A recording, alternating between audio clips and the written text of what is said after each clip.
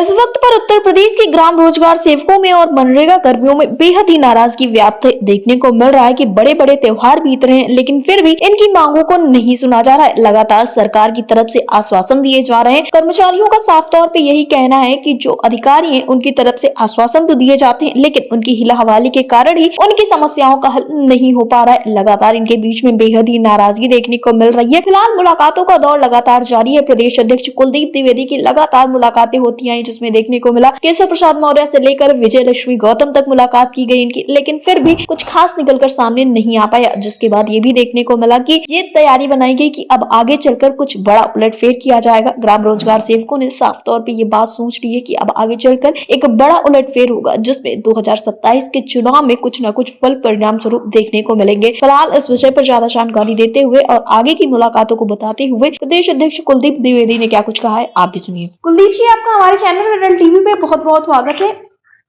बहुत बहुत धन्यवाद मैडम आपका। कुलदीप जी, जैसा कि देखने को मिला था कि लगातार आप लोगों के द्वारा समस्याओं को उठाया जा रहा, दीपावली जैसा महापर्व बीता और ऐसे में भी ग्राम रोजगार सेवकों के जीवन में खुशियां नहीं आई। आप लोगों के द्वारा उसके ठीक पहले प्रदर्शन भी किया गया, लेकिन फिर भी सरकार की तरफ से महज आश्वासन मिला था, ना कि समस्याओं का हल किया गया था। तो क्या कुछ सोच के रखा है आप लोगों ने आगे के लिए, क्या कुछ करना है, क्योंकि इतने बड़े बड़े त्योहार बीत रहे हैं लेकिन फिर भी ग्राम रोजगार सेवकों के लिए कुछ खास नहीं किया जा रहा है। बिल्कुल, दीपावली की त्योहार बीत चुकी।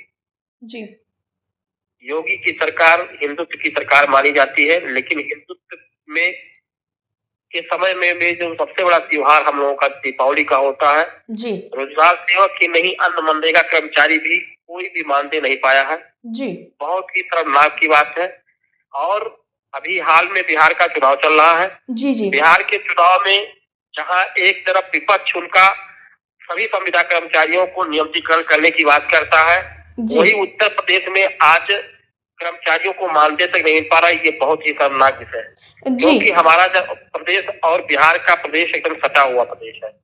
लेकिन फिर भी हमारे उत्तर प्रदेश के माननीय मुख्यमंत्री जी इस चीज को नहीं सोच पा रहे हैं कि आखिर में जो मनरेगा कर्मचारी हैं या जो अन्य संविदा कर्मचारी हैं, इनका कुछ भला होगा या नहीं होगा, या अगर नहीं भला होना है तो इनको फिर निकाल के फेंक देना चाहिए। आखिर में इनको रख करके इनकी रोजी रोटी का संकट बना हुआ है। कोई आत्महत्या कर रहा है, कोई अपनी जिंदगी गंवा रहा है, कोई दवा नहीं कर पा रहा है, उससे मजबूर होकर के अपनी प्राण त्याग दे रहा है। तो इन सब समस्याओं को लेकर के सभी पूरे प्रदेश से हम लोगों के सामने बात आती है। जब चुनाव का समय आता है, चाहे चुनाव हो, मिल्कीपुर चुनाव हो, हमने माननीय धर्मेंद्र सिंह एमएलसी है, वहाँ के प्रभारी थे, उनके कहने पे हमने उनका सहयोग किया।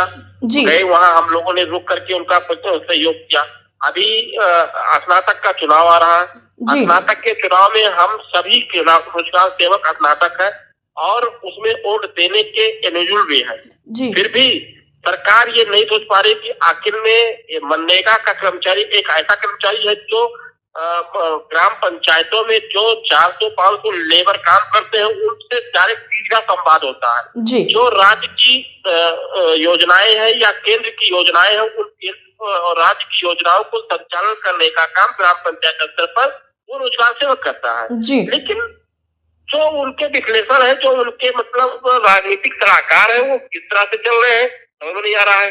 ब्यूरोक्रेसी इतनी हावी है कि माननीय मुख्यमंत्री जी कहते हैं कि हमारे इसको मैं भेज रहा हूँ, इनकी बात सुन करके कोई कुछ नहीं, कोई परवाह ही नहीं है, एकदम पूरी तरह से तानाशाही है। तो ब्यूरोक्रेसी इतना हावी है कि ये यूपी की सरकार में माननीय मुख्यमंत्री जी बहुत अच्छे हैं, उसमें कोई बात नहीं है, लेकिन जो उनकी ब्यूरोक्रेसी है उनको ले डूबेगी, इसमें कहीं पड़ रही है। इससे पूर्व में भी बहुत सरकारें, चाहे वो समाजवादी की सरकारें हो, चाहे वो बसपा की सरकारें हो, हमने सभी लोगों की सरकारें हम लोगों ने देखी है। जब हम लोगों एक बार 2010 में माननीय मुख्यमंत्री जी ने मायावती जी थी, तो हम लोगों पे लाठियां चलाई थी। तो लाठियां चलाई थी तो उनकी सरकार चली गई, फिर वो दोबारा वापस नहीं आई। माननीय अखिलेश जी आए, अखिलेश जी में भी उन्होंने लाठी चलवाई हम लोगों पर, फिर भी उनकी सरकार नहीं आई। अब इनसे उम्मीद था कि माननीय महंत है, हम सबकी संवेदनाओं को समझेंगे और हम लोगों का कल्याण करेंगे। तो हम लोगों ने 2-2 बार मिलकर के सरकार बनवाने का काम किया, फिर भी हम लोग के पास कोई संवेदनाएं नहीं है।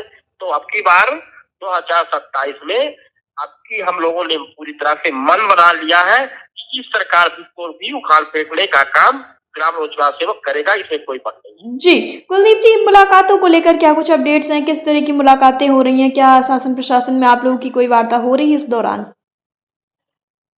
बिल्कुल, वार्ता तो हमारी सबसे हो रही है, क्योंकि मैं पार्टी का व्यक्ति हूँ। जी, पार्टी का व्यक्ति होने के नाते से लोगों की अपेक्षाएं रहती हैं। जब कोई चुनाव आता है तो हम लोग उनसे अपील भी करते हैं। जी, फिर भी हम माननीय केशव प्रसाद मौर्य जी से हम मिले थे। जी, फिर उनके विजय लक्ष्मी गौतम जी से मिले थे, वो राज्य मंत्री है। जी, जी, फिर उसके बाद में हमारे विभाग में कुछ चेंजिंग हुए हैं। अपर मुख्य सचिव मतलब रिटायर हुए हैं और उनकी जगह पे अपर आयुक्त आए हैं अमनदीप दुल्ली साहब। जी, बहुत जी, अच्छे अधिकारी हैं, मैं उनकी सराहना करता हूँ, स्वागत करता हूँ। मैं उनसे मिलकर कर जो अन्य हम लोग की जो छोटी मोटी समस्याएं हैं, उन समस्याओं को अवगत कराऊंगा और माननीय उनसे मिल करके बहुत ही मतलब अच्छे व्यक्ति हैं। मुझे पूरी उम्मीद है कि अब ग्राम विकास कुछ ऊंचाइयों पे जाएगा। जी। कुलदीप जी, अटल टीवी से जुड़ने के लिए धन्यवाद। बहुत बहुत धन्यवाद।